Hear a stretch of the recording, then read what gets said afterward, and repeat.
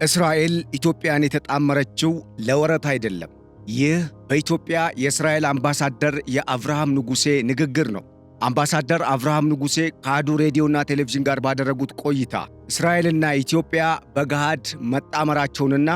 አሁን ላይ በቀጠናው እየተደረገ ያለውን አጠቃላይ እንቅስቃሴ የሚመለከት ስትራቴጂካዊ ግንኙነት መፍጠራቸውን አረጋግጠዋል። በዚህም እስራኤል ብስራቱን ለኢትዮጵያ ስትደግም በኢሳያስ ላይ ደግሞ ያልተጠበቀውን ሰይፍ መዛበታለች ተብሏል። አሁን ላይ በቀጠናው በተለይም ኢትዮጵያን ለመክበብ እየተደረገ በነበረው ጥረት አሁን በቀጠናው የሚንቀሳቀሱና ቀጠናውን ለማወክና ኢትዮጵያንም ወደ ባህር በር ጉዞ የምታደርገውን እንቅስቃሴ ለመግታት የታሰበው ዓላማ እንዲከሽፍ በእርግጥም የኢትዮጵያ መንግሥት ከሚያደርገው ጥረት በተጨማሪ ከኢትዮጵያ ጋር የተጣመሩ ኃይሎች በእጅጉ ድጋፍ እያደረጉ ይገኛሉ።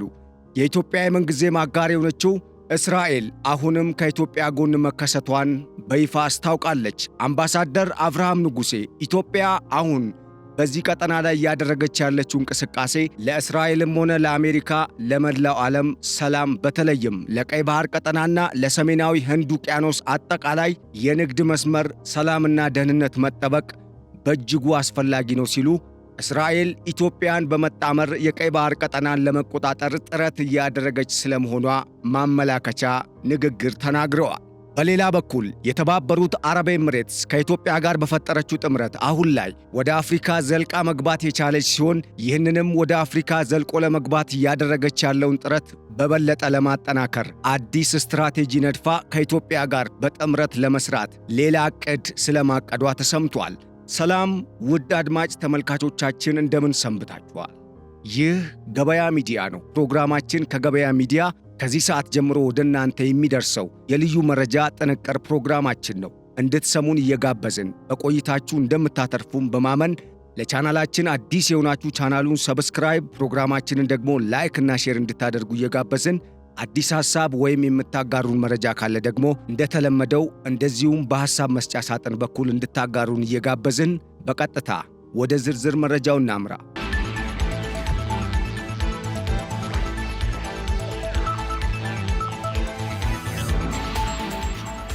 ለዓመታት ኢትዮጵያን ረጂና ደጋፊ አልባ በማድረግ የአረቡ ዓለምን በኢትዮጵያ ላይ በማስተባበር በተለይም ኢትዮጵያ ከቀይ ባህር በር ቀጠና እንድትጠፋና በውስጥም ሰላም አጥታ እንድትዳከም ብሎም እድገት እንዳይኖራት ኢኮኖሚዋንም በተፈጥሮ የታደለችውንም የተፈጥሮ ሀብት እንዳትጠቀም ግብፅ ለዘመናት አበክራ ስትሰራ ቆይታለች። አሁንም የቀጠለው የግብፅ ሴራ አሁን ግን እንደቀደመው ጊዜ ሁሉም ነገር አልጋ በአልጋ የሚሆንለት አይመስልም። በተለይም የአልሲሲ መንግሥት አሁን እንደቀደሙት የግብፅ ፕሬዝደንቶች ኢትዮጵያን በተለያዩ አቅጣጫ ወጥረው በተለያዩ ምክንያቶች ለመዘወር የሚሞክሩ ኃይሎችን በመጠቀም ሲያደርጓት እንደነበረው መከፋፈል አሁን ያ ጊዜ እንደሌለ የተረዳ ይመስላል። በተለይም ከሰሞኑ ግብፅ ከእስራኤል ጋር የገባችበትን መፋጠጥን መሠረት በማድረግ በምስራቅ አፍሪካ በተለይም እስራኤል ከኢትዮጵያ ጋር ታሪካዊ ግንኙነት ስላላት ልትጣመር ትችላለች በሚል ከሻዕቢያ መንግሥት ከኤርትራና ከጅቡቲ ከሶማሊያ ብሎም ከሱዳን ጋር በመጣመር እንደዚሁም ከወዲያ ማዶ ደግሞ ሳውዲ አረቢያን ወደ ራሷ በመጎተት በቀይ ባህር ቀጠና ላይ የበላይነቷን ለማሳየት ስትሞክርና በውጭ ጉዳይ ሚኒስትሯ ባድር አብዱለቲ አማካኝነትም እስራኤል የቀይ ባህር ቀጠና አባል አይደለችም ስትል ስትደነፋ ብትቆይም እስራኤል ግን አሁን ያልተጠበቀና ለሁሉም ግርምትን የፈጠረ አነጋጋሪ ሆነ አካሄድን ይዛ ብቅ ብላለች። እንደተፈራውም እስራኤል ከግብፅ መግለጫ በኋላ ነገሮችን በጥሞና በመመልከትና በማስተዋል የተለየ አካሄድን ይዛ ከኢትዮጵያ ጎን መሰለፏን ባረጋገጠችበት አዲሱ አካሄድ መከሰቷ ለነ ግብፅና በተለይም ከግብፅ ጋር ተጣምረው ኢትዮጵያን ለመውጋት ተስፋ እያደረጉ ለነበሩት ለፕሬዝደንት ኢሳያስ አፈወርቂና ለጀነራል አብዱል ፈታህ አልቡርሃ ትልቅ ዱብዳ ሆኖባቸዋል።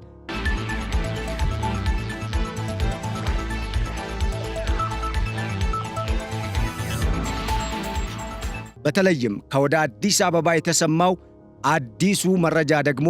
ይህንን ያረጋገጠ ነው ተብሏል። ከሰሞኑ በርካታ የሚዲያ አውታሮች እስራኤል ከኢትዮጵያ ጋር በመጣመር ኢትዮጵያ ወደ ቀይ ባህር ቀጠና ለመቀላቀል የምታደርገውን ጥረት ትደግፋለች በሚል የተለያዩ ዘገባዎችን ሲያሰራጩ ቢከርሙም በርካታ ሐሳብና አስተያየት በተለይም ከወደ ኤርትራ የሚዲያ ፕሮፓጋንዳ ቡድን በኩል የተለያዩ ሐሳቦች ሲሰጡና ነገሩን ለማጣጣል ሲሞከር የነበረ ቢሆንም እስራኤል ከኤርትራ ይልቅ ኢትዮጵያን በመምረጥ ከኢትዮጵያ ጋር በጥምረትና አንድ ላይ በአጋርነት ለመስራት ስትራቴጂካዊ አጋሬ ነች ስትል ማረጋገጫ መስጠቷ ኤርትራን ያኮሰመነ፣ በተለይም የፕሬዝዳንት ኢሳያስ አፈወርቂ መንግስት የሻዕቢያ መንግስትን ያስደነገጠና ግብፅን ጨምሮ በዚህ ቀጠና ላይ ከኢትዮጵያ ጋር በጠላትነት የተቃረኑ ኢትዮጵያ ወደ ቀይ ባህር በር ቀጠና የምታደርገውን ጉዞ ለማወክና ኢትዮጵያም ቀይ ባህርን እንዳትቀላቀል የለመዱትን አሻጥራቸውን በኢትዮጵያ ላይ ለመተግበር ሲሞክሩ የነበሩ ሀገራትን ያስደነገጠ ነው ተብሏል።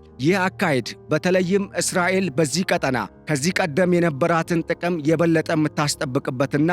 አሁን ላይ የዓለም ስርዓት እየተቀየረ በመጣበት በዚህ ነገሮች በየሰከንዱና በየደቂቃው ብሎም በየሰዓታቱ አዳዲስ ለውጦች እየተስተናገዱበት ባለው አዲሱ የዓለም ስርዓት ውስጥ እስራኤል ከአጋሮቿ ከነ አሜሪካና ከተባበሩት መንግስታት ድርጅት ዘዋሪ ከሆነው የአውሮፓ ህብረት አባል ሀገራት ጋር በመጣመር በጸጥታው ምክር ቤትም ሆነ በዓለም አቀፍ መድረኮች እስካሁን ማን አለብኝ በሚል የተለያዩ እንቅስቃሴዎችን ስታደርግ ነበር በሚል የሚሰነዘርባትን ወቀሳ ለማደስ በሚመስልና በተለይም የሰላም አጋር መሆኗን ለማረጋገጥ በማለም አሁን ነውጠኛና ትኩሳታም በሆነው አሁንም ድረስ ደግሞ በተለያዩ ዓለም አቀፍና ቀጠናዊ አሸባሪዎች እየተተነኮሰ ሰላሙና ጸጥታውም እየደፈረሰ የሚገኘውን የበርካታ ሀገራት ዓይን የሚያርፍበትና የበርካታ ሀገራት የህልውናቸው መሠረት የሆነውን የዓለም አቀፉን የቀይ ባህርና የሰሜናዊ የህንድ ውቅያኖስ የንግድ መስመርን ሰላምና ደህንነት ለማስጠበቅ ቀዳሚዋ ሀገር ሆኜ ተከስቻለሁ ስትል ዓለም ይወቅልኝ ብላለች። ለዚህ ደግሞ በቀጠናው በተለይም በዚህ በምስራቅ አፍሪካና በቀይ ባህር ቀጠና ሁነኛ የሰላም አጋሬ ነች ያለቻት ኢትዮጵያ እንደሆነችና ከኢትዮጵያ ቀጥሎ ደግሞ ከተባበሩት አረብ ኤምሬትስና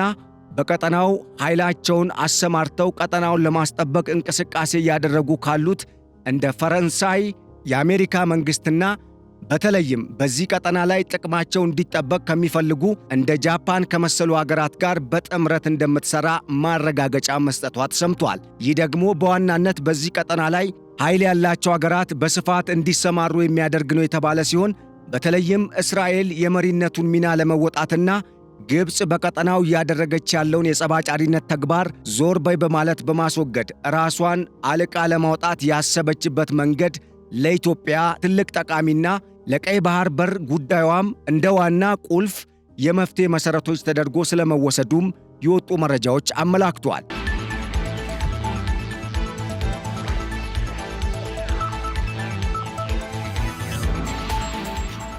በአዲስ አበባ የእስራኤል ኤምባሲ አምባሳደር በመሆን እያገለገሉ የሚገኙት አምባሳደር አብርሃም ንጉሴ ከአሃዱ ሬዲዮና ቴሌቪዥን ጋር ባደረጉት ቆይታ እንዳረጋገጡትም የእስራኤልና የኢትዮጵያ ጥምረት ለቀልድ ወይም ለወረት አይደለም፣ ይልቁንም የቀጠናው የጂኦፖለቲካ መልክ ባልተጠበቀ ሁኔታ በእጅጉ እየተቀያየረና ነገሮች በቅጽበት እየተለዋወጡ ባሉበት በዚህ ሰዓት ሁለቱ አገራት የሚያደርጉት ታሪካዊ ግንኙነት ስትራቴጂካዊና ዘላቂነት ያለው ነው ሲሉ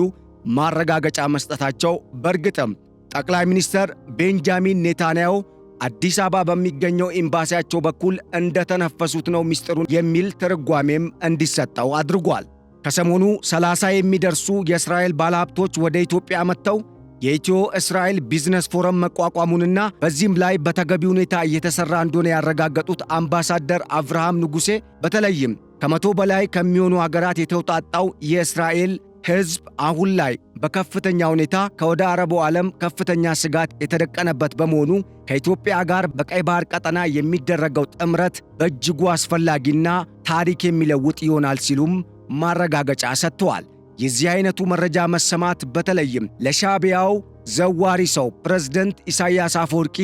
ከባድ ዱብዳ ነው የተባለ ሲሆን ከሰሞኑ በኢትዮጵያ ላይ የተለያዩ ኃይሎችን በማጣመር ኢትዮጵያን ለመውጋት እንቅስቃሴ እያደረጉ የሚገኙት ኢሳያስ አፈወርቂ አሁን ደግሞ ምን ላደርግ ነው ሲሉ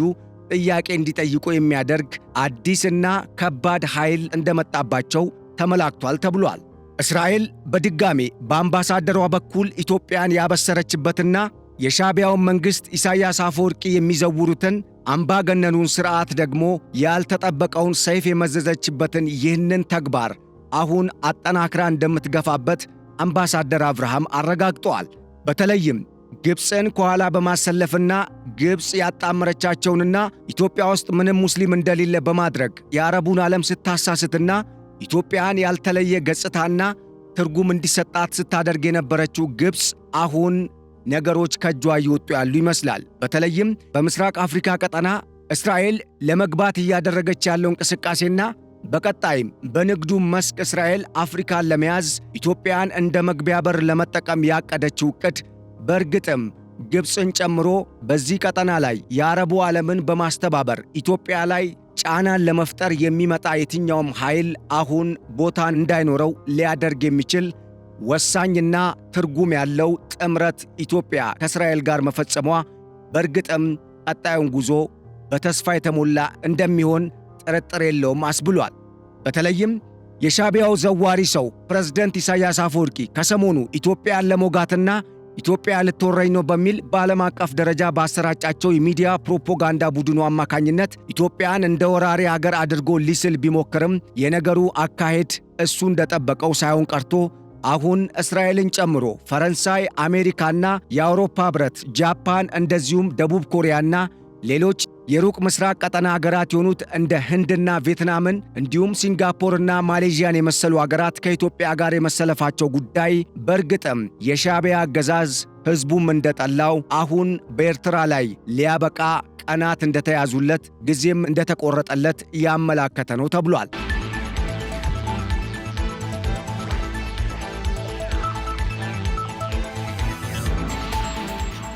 አሁን ላይ በቀጠናው ያለው የኃይል አስተላለፍን ሁኔታ በውል የምትረዳው እስራኤል ቀጠናው ላይ ኢትዮጵያን ታስፈልገኛለች ብላ በአጋርነት መምረጧ በእርግጥም ኢትዮጵያ የባህር በሩን ለማግኘት ትልቅ እርዳታ እንዳገኘች ያመላከተ ነው ተብሏል። ግብፅ ትረዳኛለች በሚል ኢትዮጵያ ላይ ጦርነትን ለመክፈት የሱዳኑን ግማሽ መንግሥት የሚመሩትን አልቡርሃንንና በሀገር ውስጥ የሚንቀሳቀሱ የተለያዩ ታጣቂ ቡድኖችን በአንድ ላይ በማጣመር በአረቦቹ ሀብት በተለይም ሳውዲ አረቢያ ቀጠናውን በበላይነት ለመቆጣጠር ባላት ፍላጎት ምክንያት የምትለግሰውን የእርዳታ ገንዘብ ወደ ጦርነት በመቀየር በርካታ ዜጎችን ለመማገድና ከራሱ ሀገር ዜጎች አልፎ ኢትዮጵያ ውስጥ የተለያዩ አካባቢ የሚገኙ ዜጎችን ለጦርነት ለመማገድ አሁን ላይ እያኮበኮበ የሚገኘው የሻዕቢያው መንግሥት አሁን በእርግጥም እስራኤል ነገር ውስጥ ከገባች በደህንነትና በወታደራዊ ዘርፍ ትልቅ ኪሳራና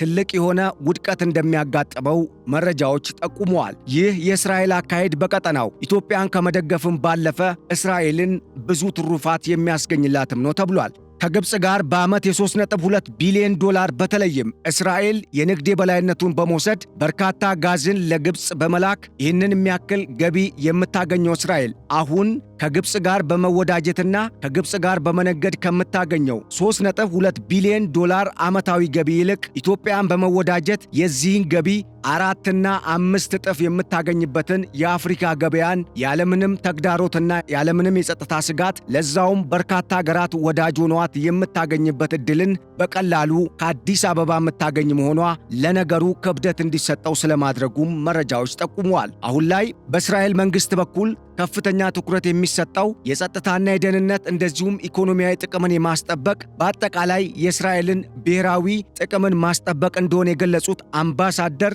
አብርሃም ንጉሴ እስራኤል በዓመት ከዚህ ቀደም 27.5 ቢሊዮን ዶላር ገደማ ወታደራዊ በጀት የምታወጣ ሲሆን አሁን በዓመት ከ3 ቢሊዮን ያልበለጠ ወታደራዊ በጀት ያላትን ግብፅንም ሆነ በቀጠናው እስራኤልን የምታደርገውን እንቅስቃሴ ለመገደብ የሚንቀሳቀሱ ከ500 ሚሊዮን ዶላር የሚበልጥ ዓመታዊ በጀት የሌላቸውን አገራትም ጭምር ዞር በሉ ስትል ወደ ኢትዮጵያ መጠጋቷ በእርግጥም ከኢትዮጵያ መወዳጀት የሚያስገኝላትን ጥቅም በውል አስልታ እንደሆነ ያረጋገጠ ነውም ብለዋል።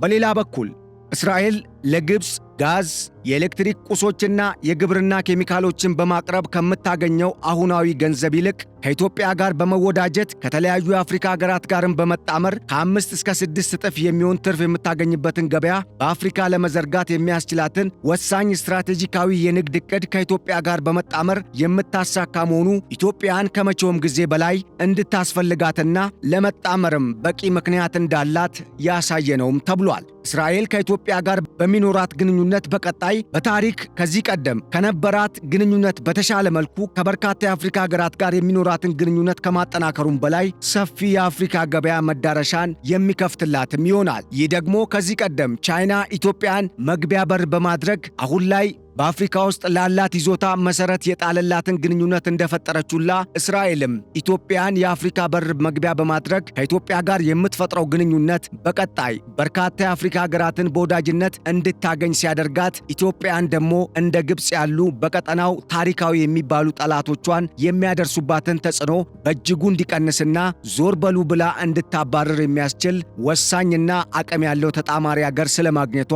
ያመላከተ ነውም ተብሏል። በዚህ ረገድ በተለይም እስራኤል በቂ የሆነ ወታደራዊ አቅም ያላትና ዘመናዊ ቴክኖሎጂን የታጠቀና በዘመናዊ ወታደራዊ ዲሲፕሊን የታነጸ ጠንካራ ወታደር ያላት መሆኗን ያስመሰከረች አገር ከመሆኗ ጋር ተያይዞ ኢትዮጵያና እስራኤል የፈጠሩት አሁናዊ ቀጠናዊ ዘላቂነት ያለው ስትራቴጂካዊ ግንኙነት በቀጣይ በአፍሪካ ምድር በተለይም በዚህ በቀንዱ ቀጠና ትልቅ ታሪክን የሚሰራ ለውጥንም የሚያመጣ ይሆናል ተብሎ እንደሚጠበቅ መረጃዎች እየጠቆሙ ነው። ከሐማስ ከሂዝቦላ፣ ኢራንና ከሌሎች በቀጠናው እስራኤል ጠል ከሆኑ ኃይሎች ጋር በተቀሰቀሰው ጦርነት ምክንያት የእስራኤል ወታደራዊ በጀት ከጦርነት በፊት ከነበረበት 27.5 ቢሊዮን ዶላር ከጦርነቱ ማግስት በኋላ እስራኤል 65 በመቶ ጭማሪን በማሳየት በተለይም ከመጨረሻዎቹ ወራት ማለትም እንደ አውሮፓውያን አቆጣጠር ከ2024 የመጨረሻዎቹ ወራትና አሁን ደግሞ እንደ አውሮፓውያን አቆጣጠር የ2026 መጀመሪያ ዓመት በኋላ የእስራኤል ጠቅላላ ወታደራዊ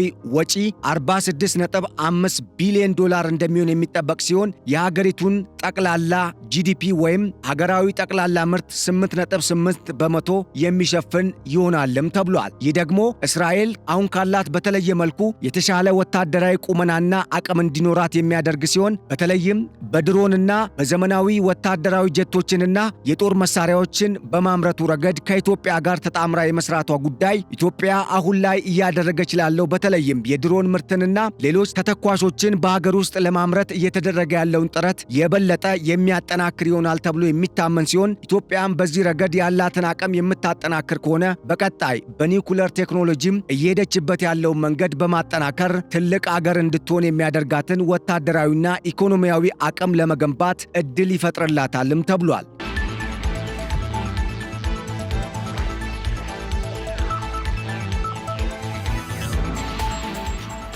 ይህ ሁኔታ ከ2023 ኦክቶበር ወይም ከጥቅምቱ ጥቃት በኋላ የመጣ ለውጥ ሲሆን በ2025 መጨረሻ ማለትም እንደ አውሮፓውያን አቆጣጠር ከ2026 በኋላ በሚመጡት ጊዜያት ጠቅላላ የሀገሪቱ የደህንነት ጉዳዮች በጀት ወደ 69 ቢሊዮን ዶላር እንደሚደርስ የተጠቀሰ ሲሆን ይህም እስራኤል በምስራቅ አፍሪካም ሆነ በቀይ ባህር ቀጠና 3 ቢሊዮን ዓመታዊ በጀት ለወታደሯ በመበጀት ቀጠናውን በተለያየ መልኩ ስታምስ ከነበረችው ግብፅ በተሻለ መልኩ የመቆጣጠር አቅም የሚፈጥርላት ሲሆን ኢትዮጵያ ከእስራኤልና ከአሜሪካ ብሎም ከተለያዩ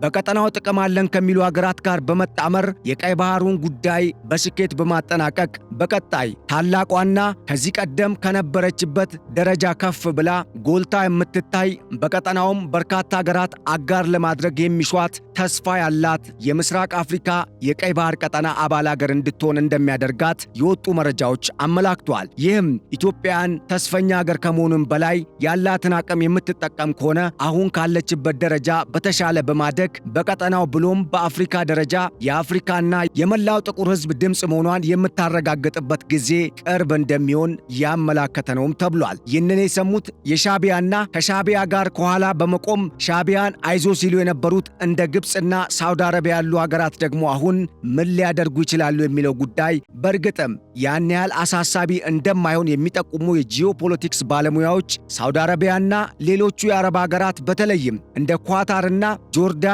እንደዚሁም ሶሪያና ኢራቅን የመሳሰሉ ከዚህ ቀደም ኢትዮጵያ ላይ የተጣመሩ ኃይሎችን ሲረዱ የነበሩ ሀገራት አሁን በእስራኤልና በአሜሪካ ቁልፍ ውስጥ ይገኛሉ በማለት ኢትዮጵያ ከተባበሩት አረብ ኤምሬትስና ከእስራኤል ጋር የጀመረችውን ግንኙነት በማጠናከር ዘላቂነት ወዳለው ስትራቴጂካዊ ግንኙነት እንዲያድግ በማድረግ በተለይም እነኚህ ሶስቱ ሀገራትና ሌሎች ሀገራት በተለያየ መልኩ በሚገናኙበት በዚህ በቀይ ባህር ቀጠናና በሰሜናዊ የህንድ ውቅያኖስ የንግድ ዳርቻ አካባቢ የሚኖረውን የሽብርተኝነትና ሌሎች የጸጥታ ስጋት እንቅስቃሴዎችን በመቅረፍ ቀጠናው ሰላም እንዲሆንና ኢኮኖሚ ኢኮኖሚያዊና ፖለቲካዊ እንደዚሁም አህጉራዊ ዓለም አቀፋዊና ቀጠናዊ የሆኑ የተለያዩ ዲፕሎማሲያዊ ግንኙነቶች እንዲጠናከሩ በማድረጉ ረገድ አርአያ የሚሆን ተግባርን ሊፈጽሙ የሚችሉበት ትልቅ ዕድል ከፊት ይጠብቃቸዋልም ተብሏል። ውድ አድማጭ ተመልካቾቻችን ለሰዓቱ ያዘጋጀንላችሁ መረጃችን ይህንን ይመስል ነበር። ስለተከታተላችሁንና አብራችሁን ስለቆያችሁ በማመስገን በቀጣይ በሌሎች ርዕሰ ጉዳዮች ሌላ መረጃን ይዘን እስክንመጣ ለአሁኑ በዚሁ ተሰናበትን። ቸር ሰንብቱልን። ሰላም ለእናንተ፣ ሰላም ለሀገራችን፣ ሰላም